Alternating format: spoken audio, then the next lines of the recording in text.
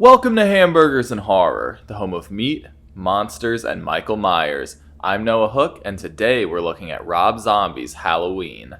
This 2007 remake of the original primarily changes one big component. We get to know what Michael was like as a child, and we watch him slowly turn into a cruel psychopath over time. Story-wise, it is a fairly straightforward adaptation, with Michael returning to Haddonfield to track down Laurie. Stylistically, it's a Rob Zombie movie, so prepare for lots of boobs, blood, and bad words. After the poor reception to Resurrection, producers had a ton of different ideas about how to continue the series. These included a direct sequel to Resurrection with John Tate, a sequel to the Thorn trilogy involving Jamie Lloyd, a prequel about Michael's time in Smith's Grove, and a crossover film with the Cenobites. Development came to a halt in 2005 though, when producer Mustafa Akkad was tragically killed in a bombing in Jordan that took the lives of 60 people. I didn't love every decision Mr. Akkad made in regards to the Halloween franchise, but nobody can deny his love for it, as he single-handedly kept it alive for 25 years. His son Malik took over, and he and Dimension approached Rob Zombie about directing a remake. Rob Zombie is one of the most prolific horror directors of our time, creating films like Werewolf Women of the SS, The Lords of Salem, and the Firefly trilogy. Zombie loves the original Halloween and jumped at the offer, but he also contacted John Carpenter out of respect, and Carpenter told him to really make the movie his own, as he didn't want to see just a carbon copy of his own film.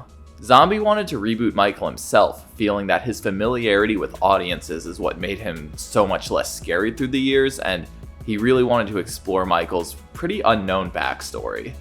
This version explores Michael as a child, who is played by 11-year-old Daeg Faerch, from Josie and Hancock, who is currently pursuing a music career.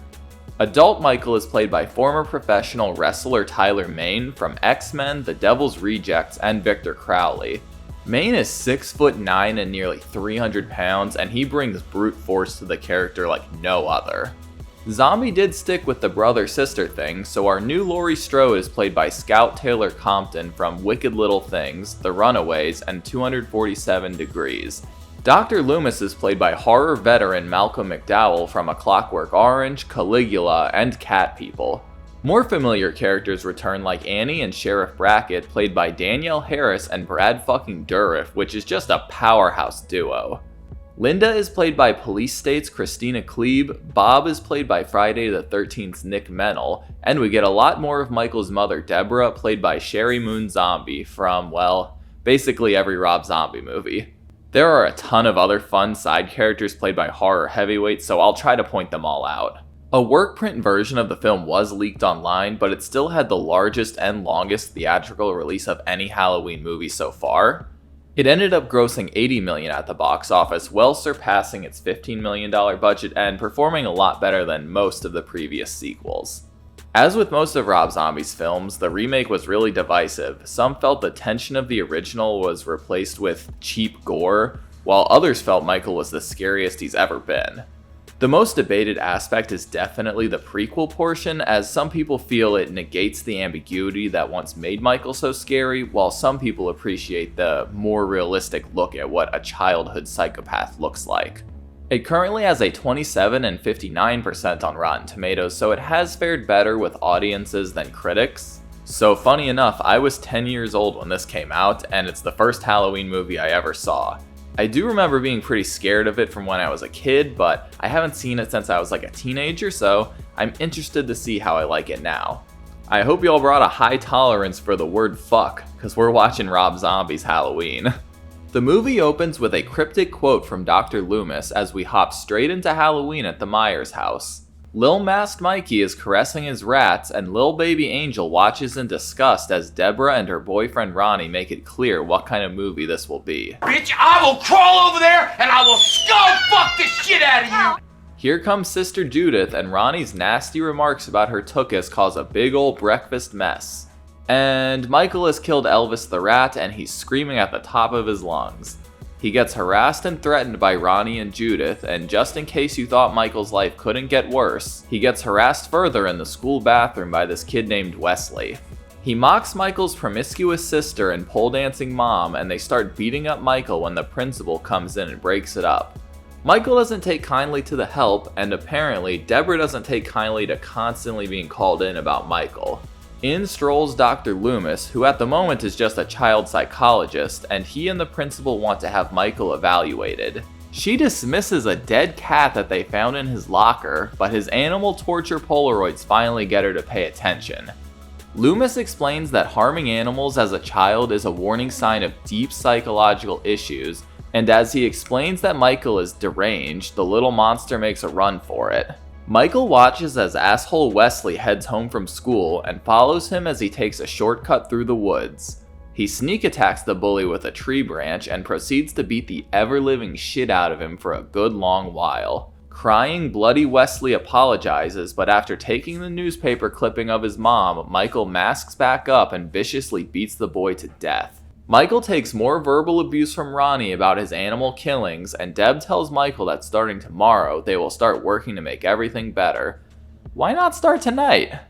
As she heads out, Judith's boyfriend Steve arrives, which means she isn't taking Michael trick-or-treating. Michael pouts on the curb, and we get a Rob Zombie staple, nearly naked Sherry Moon Zombie dancing for an extended period. Judith and Steve are having some foreplay fun when he decides to share his kink for William Shatner. Michael heads inside and finds drunk-ass Ronnie asleep. After munching on some candy corn, Mike whips out the duct tape and a big ol' chef's knife. Ronnie somehow stays asleep as Michael tapes his entire body to the chair, and after making sure the coast is clear, Michael slits his throat.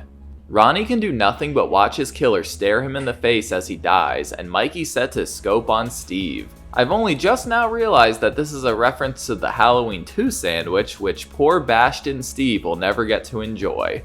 Easy there, Mikey, I think you got him. He finally makes his way to Judith's room, who doesn't notice her brother thanks to her headphones. He dons the currently oversized mask and starts groping his sister. Great. She starts slapping him before taking a stab to the gut, and she tries to slowly escape her brother in the hallway. She doesn't get far though, as little clown Mike starts slashing the shit out of her. Judith dies slowly, bleeding out as she crawls away from her little brother. Thankfully, Mike doesn't add infanticide to his rap sheet and gives his sister, who he calls Boo, a happy Halloween kiss. Deborah returns home to find Michael and Angel on the front steps, and her only answer to what's going on is answered by distant sirens. We watch in black and white as reporters surround the scene, and Mama Myers watches her daughter be carried out. Looks like you better call Saul, Mikey boy. We jump to Smith's Grove 11 months later, and we learn Michael has been put under the care of Dr. Loomis. Michael seemingly remembers nothing about the murders and even asks his mom how everyone is doing at home. At least Mike has head guard Ishmael looking after him, and he advises Mike to live inside his head as no walls can lock him away there. Michael has started making his own masks, and they seem to be his way of hiding from the world. As time passes, Michael becomes more enraged and becomes dependent on wearing the masks. More months pass and Michael is completely silent, not even responding to his mom. Loomis walks Deb to her car, leaving a nurse to look over Michael, and she foolishly turns her back to him. He stabs the nurse with a fork, and Deborah sees firsthand what Michael is becoming. That night, Deborah watches film reels of happier times with Michael and pulls out a handgun. She shoots herself off screen, leaving baby Angel an orphan. Jump ahead 15 years, and soon to retire Ishmael, an asshole new guy Noel cuffed the now gargantuan Mikey to see Loomis. It's been 15 years since Michael has spoken a word, and while he thinks of Michael as his best friend, he has decided to move on and close Michael's case. In other words, he wrote a book about Michael and is going on tour.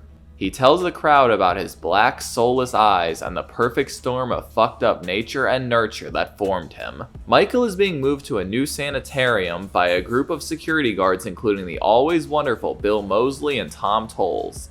As they escort Michael out, he breaks his cuffs and takes out the guards with a variety of punching, head bashing, and throat ripping. Head tilt? Hell yeah. Ishmael arrives and finds receptionist Gloria is missing, not realizing she's just around the corner with her throat also ripped out. That's when he finds 2 additional security guards dead and big ol' Mikey right behind him. The sweet man tries to calm Michael down and bring him back to his room, but stupidly gets into grabbing range. He throws Ishmael around and repeatedly dunks him into a sink, but ultimately kills him by smashing his head with a TV. Damn, Mikey, he was good to you. Loomis gets a call informing him of Michael's massacre, but he's already long gone at a truck stop where he spots our favorite zombie-killing, dumpling-cooking badass, Ken Foray.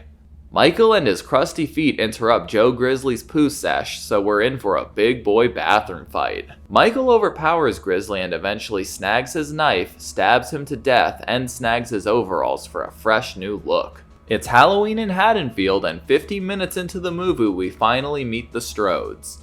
We have Cynthia and Mason, played by Dee Wallace and Pat Skipper, and of course Laurie, who isn't the same introverted virgin we once knew. They at least seem like decent people, which is a rarity in this movie, and Laurie is still dropping off keys at the Myers house for her dad. Yo, it's our boy Tommy Doyle, what's up T-Dog? Michael has returned home where he retrieves his knife and decrepit looking mask, which I guess he hid under the house after the murders? Whatever, the mask looks pretty sick. He watches as Laurie messes with Tommy and drops off the keys, and voila, Michael has a purpose in life. She joins up with Annie and Linda, who are plotting some babysitting hijinks when she notices Mikey watching from outside. Annie is going to drop off Lindsay Wallace with Laurie and Tommy so she can go out with her boyfriend Paul, and Mikey disappears. Loomis knows exactly where Mike is headed, and the gals notice Michael watching them on their way home. They give him a good public shaming, and Sheriff Brackett pulls up and gives Annie a lift. Sid Haig pops in as a cemetery groundskeeper who leads Loomis to the grave of Deborah Myers. Or at least where it used to be, now it's just a fucking crucified dog. Night falls and Linda and her boyfriend arrive at the Myers house, as apparently it's a popular spot for teenagers to bang. Mike watches as Bob finishes a bit prematurely, and Linda sends him to get more beer from the van.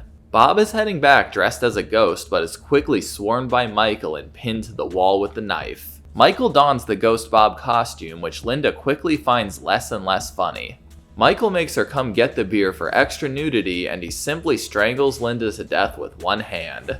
Meanwhile, Loomy is buying some new artillery, and the Strodes are having wholesome family time.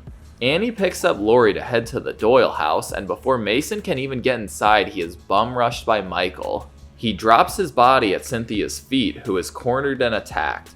She apparently has enough fight left in her to crawl to the phone, but Michael grabs her and shows her a picture of his sister. She tells him to leave her alone, but Mikey slams her through a table and snaps her neck. Tommy is voicing his concerns about the boogeyman to Laurie, and she is all too happy to scare the shit out of him. She gets a call from Annie, who is being watched by Michael, and she plans to head over with Lindsay in a few minutes. Michael watches TV with Lindsay, but he disappears by the time Annie comes back in. Loomy has met up with Brackett, who isn't too concerned with the idea of Michael returning, but Loomis warns the sheriff that evil has returned to Haddonfield. Michael follows Annie and Lindsay to the Doyle house, and Annie has set Laurie up to go on a date with Ben Tramer. I'm sure that'll happen. Paul picks up Annie, and Brackett shares with Loomis that he read his book on Michael and thinks he has fabricated a monster to make money. Loomis swears he is certain that Michael has returned for his baby sister, and Brackett finally agrees to participate and call the Strodes. They of course aren't able to answer, and the boys head out to investigate. Mikey arrives at the Wallace house to find Annie and Paul getting hot and heavy, and he wastes no time stabbing Paul. Annie makes a run for it, but gets Texas chainsawed back inside.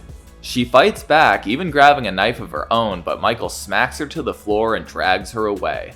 Turns out Brackett was the officer who arrived at Deborah's suicide, so he found baby Angel Myers. He wanted the child to have a fresh start, so he admitted her from the report and drove her to a neighboring hospital?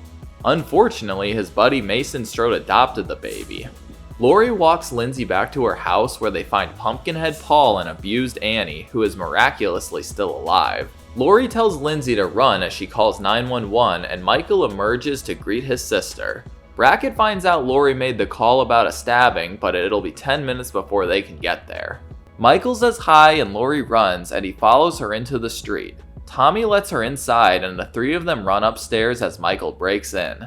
They lock themselves in the bathroom, and officers arrive on scene. It takes Michael no time at all to kill this one and break in, but at least this guy lands a shoulder shot before getting stabbed. Michael doesn't kill Laurie though, instead grabbing her and carrying her back home. Loomy and Brackett arrive, and the sheriff finds his daughter crumpled up on the floor. Loomis finds Tommy and Lindsay, who tell him the boogeyman took Laurie. She wakes up in the Myers house with dead naked Linda in Deborah's gravestone, and Michael emerges from the darkness. Laurie asks who he is and what he wants, and Mikey drops his knife and drops to his knees. He shows her a picture of them from childhood, and she takes the photo even though she doesn't understand. Michael removes his mask and slumps down, and Laurie crawls towards his knife while reassuring that she will help him. She's able to stab Michael in the shoulder, but of course doesn't double tap him, and she tries to escape as the big guy gets up. Mikey masks up and attacks as Laurie gets through a fence, and she makes it upstairs and outside of the house. Sadly, she falls into a big ass pool I wouldn't have guessed the Myers family had, giving Michael enough time to catch up. Loomis arrives and tries to talk to Michael, but he is too focused on killing his sister to pay any mind. Loomis is forced to shoot his patient 3 times in the back to put him down, and Loomis helps Laurie out of the evil pool. He loads her into Brackett's car, and Loomis confirms to Laurie that he was the boogeyman. Oh shit, Mike is still alive, and he grabs Laurie and drags her back to the house. Loomis tells Michael this is all his fault, and Michael grabs the doctor and squeezes his head real hard. Laurie uses this time to run, and she manages to hide inside a wall. Mikey goes back on his sister hunt, but she manages to slip away while he's checking her hiding spot. She notices Loomis' gun and grabs it right before Michael finds her. She runs and climbs up into the attic, and Michael starts bashing the ceiling with a 2x4. His efforts eventually cause Laurie to fall through, and the beaten and battered girl struggles to stand up, just in time for Michael to tackle her through a window off the balcony down to the cold, hard ground. Laurie wakes up on top of Michael and grabs the gun, and she starts firing a few empty chambers. Michael grabs her arm, but Laurie finally fires a round right into Michael's head. The movie ends with Laurie screaming, which fades over footage of her and her brother. And that's Rob Zombie's Halloween. I have a lot of mixed feelings about it. Firstly, I do believe a remake or reboot was the right decision for the franchise. You're just not going to get the same kind of talent on Halloween 9 than you are a Halloween remake. Secondly, I don't blame Rob Zombie for this being a Rob Zombie movie. The producers approached him knowing the kind of movies he makes, and Carpenter specifically told him to make it his own. That being said, the first half hour or so of this movie is a fucking slog to get through. It's just watching awful people be awful to each other on loop until Michael finally kills them all. I understand and respect that Rob Zombie wanted to make Michael a product of his environment, but that does not make for an enjoyable film. Obviously, it's not really meant to be enjoyable, but the movie had to work overtime during the time jump to make me care about the characters because the earlier characters were just such heinous trash. But once we get to the point where Michael is breaking out of Smith's Grove, I start to like the movie a bit more. I at least start to feel sympathy for the characters. While I do think adult Michael is very scary and one of the scariest slashers of the 2000s, his constant rampage leaves very little room for tension to build.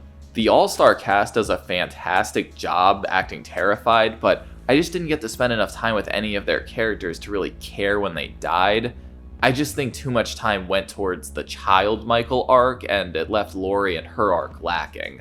At first, there at least seems to be some sort of method to Michael's madness and who he kills, but then he just starts killing completely indiscriminately, so it doesn't really go anywhere. The kills themselves certainly ramp up the aggression, but they really aren't anything we haven't seen by now. And there surprisingly isn't very much gore, just a ton of blood splatter all the time. Tyler Mane is fantastic as Michael though, and this is one of my favorite masks in the entire franchise.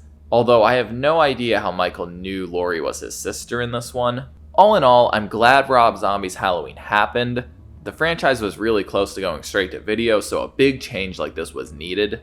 I don't love it, I probably don't even like it, but I appreciate the effort and care that Rob Zombie and everyone involved clearly put into the movie. It clearly wasn't meant to have a sequel, but the damn thing made too much money and the Halloween producers did what they do best, squeeze out another one. That's why next week we'll be looking at Rob Zombie's Halloween 2. God help us all. Thank you all for joining me, and an extra thank you to my patrons. As always, I'm Noah Hook, and this has been Hamburgers and Horror. Stay safe out there. Thanks for watching my review of Rob Zombie's Halloween. If you enjoyed this video, be sure to like and subscribe so you can keep up with my weekly horror reviews. And if you want to help support the channel further, be sure to check out my Patreon account. You'll be able to vote for future movies and franchises I cover on the channel. Thanks y'all.